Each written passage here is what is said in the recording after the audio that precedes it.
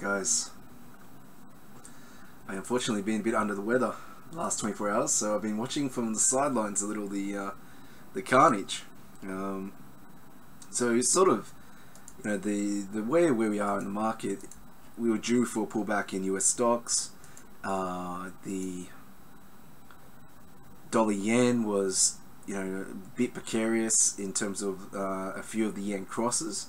So you saw pound yen, when we did our update last night, testing that 144 level, and when it broke, sort of the dollar yen was dragged a little bit lower at the same time, but also the euro started to fall as well, and the euro yen is on a path down, and this is pretty aggressive sort of pullback moves. It happens with the stock market as well. So this is classic risk off. Okay, now that being said, you're pulling back to levels where for the euro anyway, buying is notable, okay, towards this 117 level. And even if we did break this, then we've got multiple support zones on the way to 115. So it's not clear that we are going down for the euro. And for the dollar yen, underneath 110 has proved in the past a buying opportunity for Japanese corporates, where they use it to buy back up. And if stock markets don't have a second day of sell-off, then this could again be a false alarm. What do I mean by false alarm? It's been really hard to sell US stocks, and North Korea news usually has a shelf life of around 24 hours. And so if nothing else happens from North Korea, no one says anything, although they were very aggressive from Trump and pretty aggressive from Kim, then the market might settle down and go back into buying dip mode. And we'll have to wait and see if that's the case, right? I mean, it's very hard to call a top in stocks, very hard to call risk off after one day of selling. If we get a couple of days of selling, our friend the pound yen might start to give us some warning that the market's in a more aggressive sell-off mode. So, pound yen is where the action happens if there's going to be big moves, and it has the room to move aggressively lower. So not to 140, but 133 sort of thing. It's really the sort of the fastest moving selling pair that you can get if we do get some risk off. And in terms of how much room the Dow Jones has to move back, thousands of points, literally thousands of points. So this is the day that Trump got in, 18,000. It's done 4,000 points. So pull back to 21,000 doesn't even dent the uptrend, and a pullback to 20,000 is a more normal sort of pullback. And so keep this in mind, that this is possible, and that means that when you're trading, you got to trade with stops.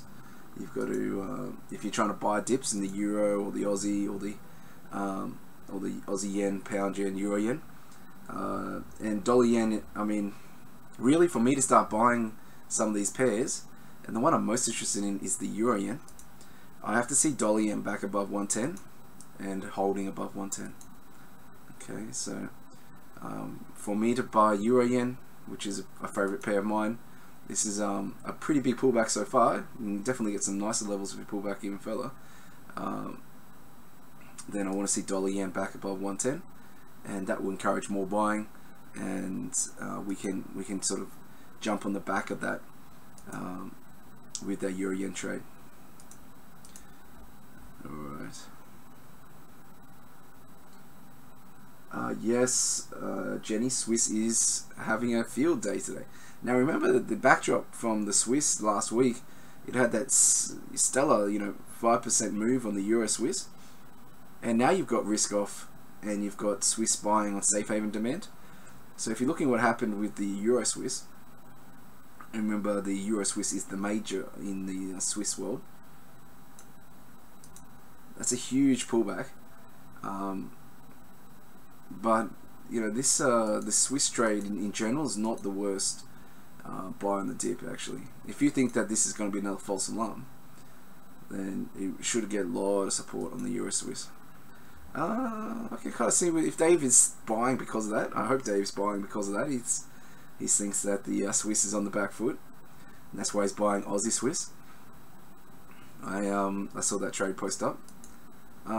Yeah, okay, if that's the play, and maybe even dollar Swiss is an okay little trade as well. But yeah, even Euro Swiss straight. If you think this is going to fade away, this sort of risk off sort of mood is going to last only a couple of days, then yeah, we're getting a nice pullback anyway. And it's good to have two-way volatility. It keeps everyone honest, right? So yeah, I'll be cautious and just understand that I'm halving the trade size I'm doing for the next couple of days, and I'll just I'll be cautious that things can really get out of hand negatively.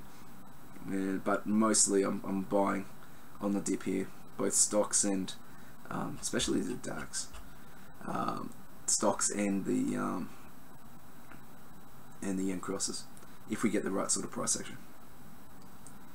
Right, let's have a look at what the markets think of this. Where's the VIX at though? Where is the VIX?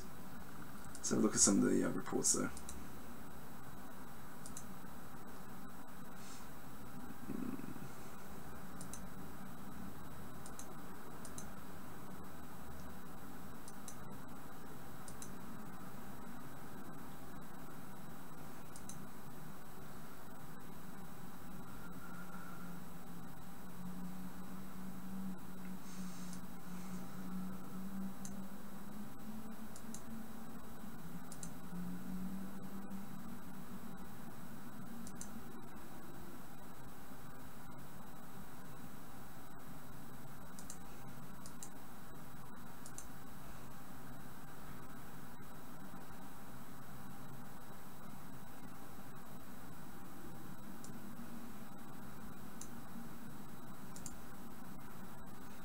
Just one sec, guys.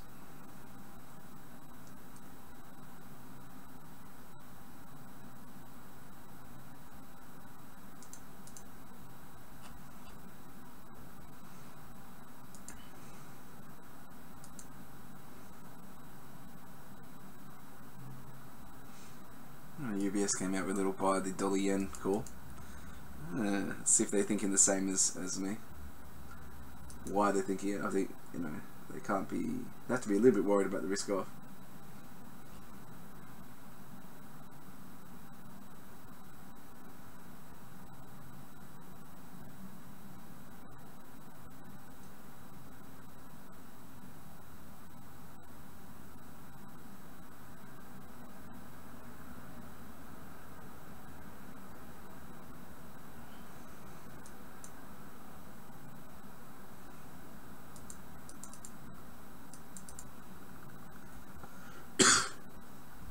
Now, tomorrow morning we do have the RBNZ.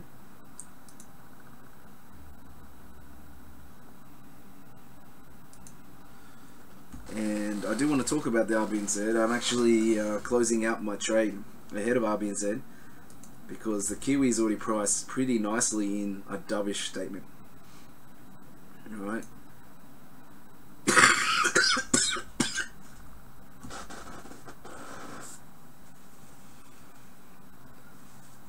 Sorry guys, a little bit sick. And so I'm going to close out this Aussie Kiwi, mainly because the Kiwi itself has already gone down so far that it's going to take a fairly dovish sort of statement here to get the market to sell further. And I don't want to be in that situation where it's there's the, you know, the snapback that's, you know, the market's misread the RBNZ. And even if they do come out saying that they're not raising rates, yada yada, you know, the market's already short, so there could be a rally.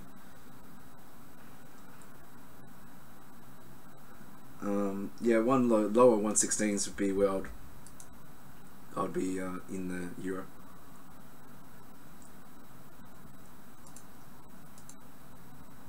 Let the market etch out. I think we're going to go into a new range ahead of ECB in September, so sideways action in the euro, and that's just, you know, mainly because it's pretty even between the euro and the US dollar at these levels.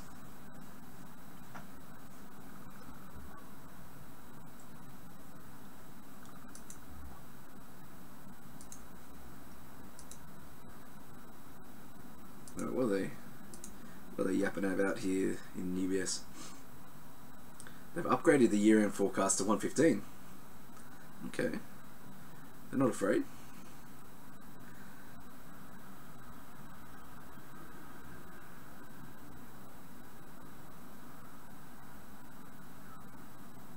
So I think the WTI is going to, so the dollar index is bottoming.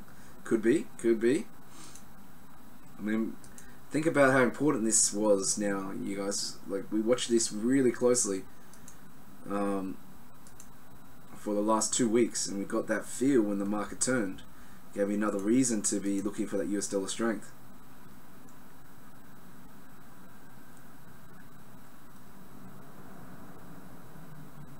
Alright, they think the Fed's tightening path is mispriced.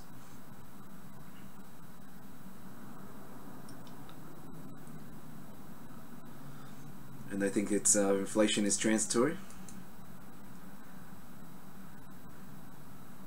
And that US dollar is going to rally as the market changes its view on when the next rate hikes are.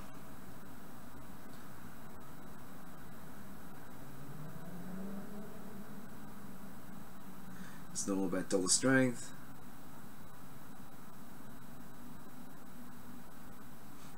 But they think the BOJ is going to remain very negative. Okay.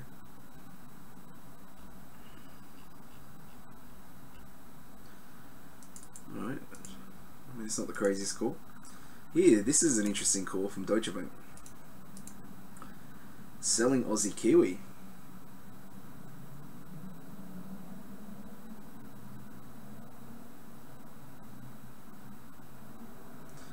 Selling Aussie Kiwi.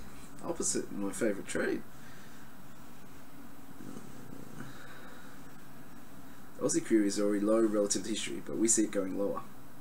The apparent cheapness disappears when we consider valuations on a De Beer basis. Oh yeah, the De Beer basis. What is that?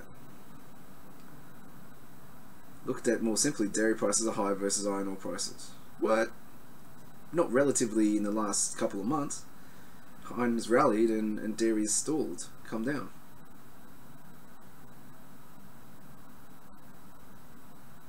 Okay, look at it. Well, maybe still overall, iron ore hasn't recovered as much as it should have to suggest a Aussie Kiwi high. We'll have a look at it. Let's have a look at it right now.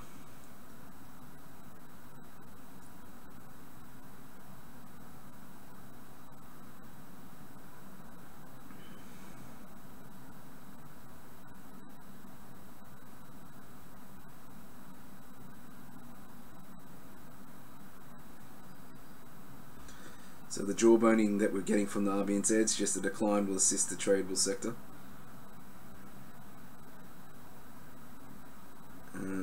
They do jawbone a lot, don't they? Here we go. Iron ore versus dairy prices. So iron ore's had this nice rally, but still milk is relatively higher. Okay, but still that has to account for something, right?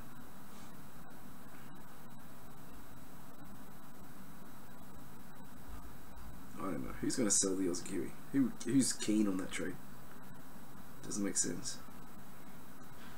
Unless you get a China story to help out. Wonder what the RBNZ is going to say tomorrow. We'll find out from that. We'll if they are aggressive, then maybe we'll buy dips on the Aussie Kiwi if it breaks 108. So it got to 108 last night, and if it is aggressive and we get back to 108.50. And it comes back to 108, we might have a little buy. Stop, say below 107.50. That'll be a little trade plan for us.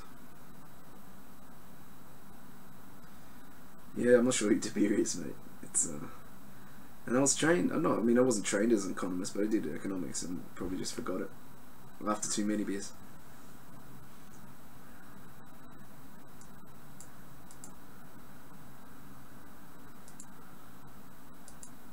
I get these from the FXWW room. It's just a bank chat room where traders from some banks share information. I'm not sure if it's open to the public anymore. I think they had problems sort of selling it.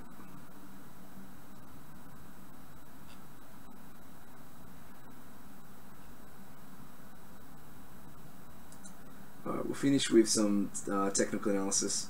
I'm a bit sick today, guys, so I can't really go into the ins and outs of what's happening. my views are that the risk off is the burden of proof on selling stocks has to come from the sellers, not the buyers. The buyers are too strong, and so I'm not really convinced that this is it. This is happening now. Seen too many times where the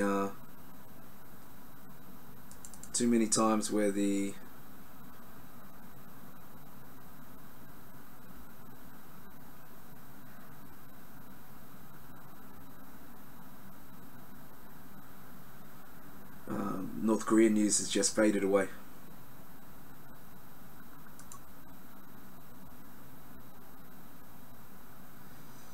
Yeah, but DAX has got some support soon. DAX is falling pretty aggressively at the moment.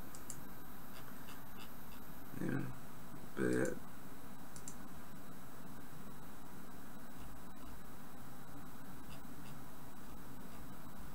we'll see. DAX just moves a lot faster than most. Alright, so this is SPX, summer top forming. US dollar reaching the target.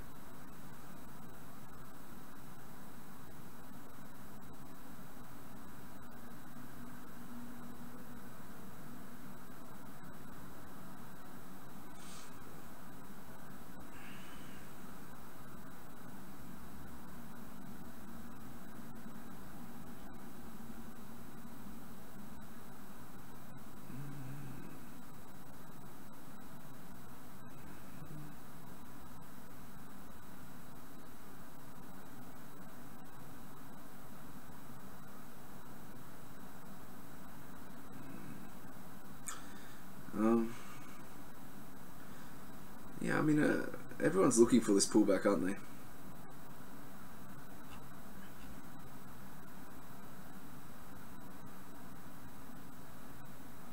Yeah, so the VIX is still ridiculous.